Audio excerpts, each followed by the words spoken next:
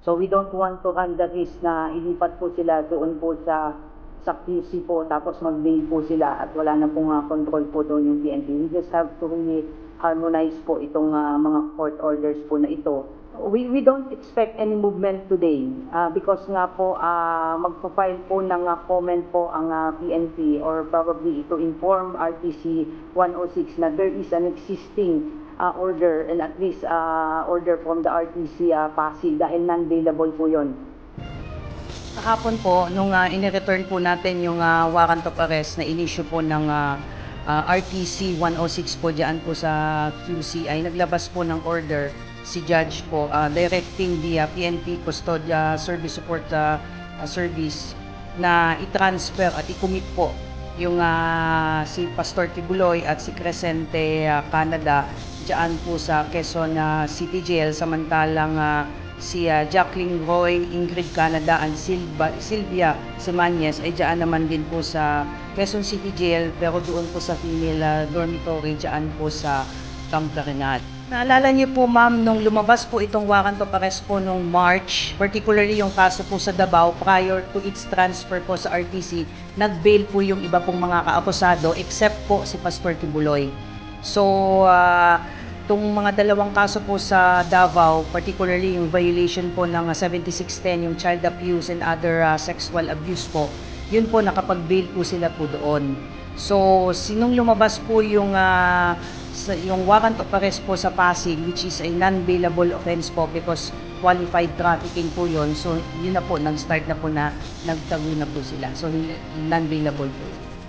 Today po ay nakatakda pong mag-submit po ng report at sagutin po itong court order po na ito ng CADG being who has legal custody po nitong mga na-arresto po natin para i-inform po ang court na meron din pong inilabas na order po ang RTC Pasig directing the PNP to retain the custody po nito pong mga nasabing individual dahil yung kaso po nila sa Pasig po ay non-bailable po. So we don't want to run the risk na ilipat po sila doon po sa QC po tapos mag-bail po sila at wala na pong control po doon yung PNP. Kung ang security ang pag-uusapan ay napaka-secure ng Camp Crame. Although sabi ko nga, without taking into account po yung nangyari po kay Senator De Lima, na-address nga po yan, kaya nga nagkaroon po ng adjustment. Kung security at security, kaya pong i-secure ng PNP, si Pastor Tibuloy at iba pa. Marami na po tayong hinaus dyan ng mga high profile individuals at personalities at wala namang pong nangyari. So, kung health concern ay napakalapit po ng PNP General Hospital. Anytime po ay po pwede pong silang i-address po doon at we could even put in place kung yung ambulance po na malapit po dahil kung sa tingin nila na talagang nakikita natin na kailangan pa. So yung mga ganitong issue, security and health concern, the PNP can address them.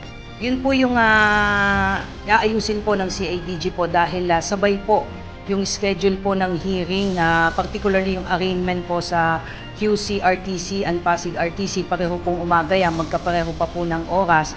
At meron din po atang nakatakdang appearance din po sina Pastor Tibuloy sa Senate po ata. So medyo nagsabay-sabay po yung schedule po. So probably later today po ay magkakapagbigay po kami ng update kung ano po yung magiging arrangement po. Although yung sa QC-RTC po ay via video conferencing lang naman po yung arrangement, whereas yung sa Pasig po, this time around, ni-require po yung physical presence po ni na Pastor Tibuloy. Po yung pulisiya po ng PNP bilang pagsunod na rin po sa advisory and guidance po ng Commission on Human Rights na we should not be exposing po yung kanilang pagkakakilanlan, bagamat sila ay hinuli because of alleged involvement sa isang particular crime, they still enjoy the presumption of innocence until proven otherwise po. Doon lamang po, siguro po tanungin na lang po natin si Secretary po kung saan po niya nakuha yung pictures po niya. And the SING is not bound by the rules of the PNP, I understand.